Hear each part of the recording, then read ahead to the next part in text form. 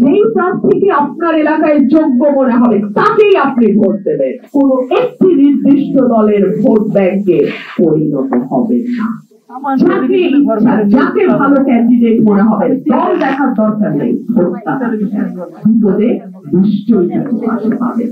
আমি আমার হিন্দু ভাই বোনদের কাছে হাত জোর করে বলবো, আপনারা কোন নির্দিষ্ট দলের খেলার পুতুল হবেন না। আপনার ভোট ভীষণ মূল্যবান। আমাদের যেন ভোটটা ভিক্ষা করে আনতে হয় আপনাদের কাছ থেকে। আমরা যেন আগে ভাগে নিশ্চিত না হয়ে যাই যে এই ভোট তো আমি পাবোই, তার জমি দখল করলেও আমি পাবো, তার বাড়ি দখল করলেও আমি পাবো, তার গহনা কেড়ে নিলেও আমি পাবো।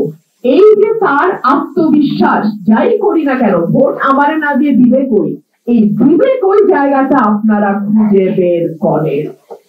আপনাদের যেই দলকে ভালো লাগবে দলের প্রার্থীর দিকে তাকান।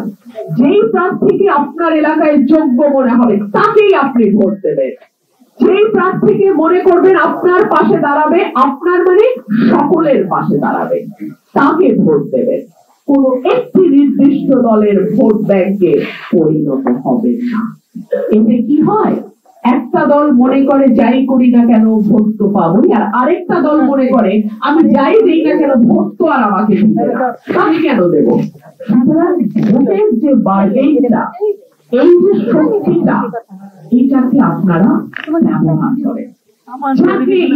যাকে ভালো ক্যান্ডিডেট মনে হবে দল দেখার দরকার নেই, বিপদে নিশ্চয়ই পাবেন।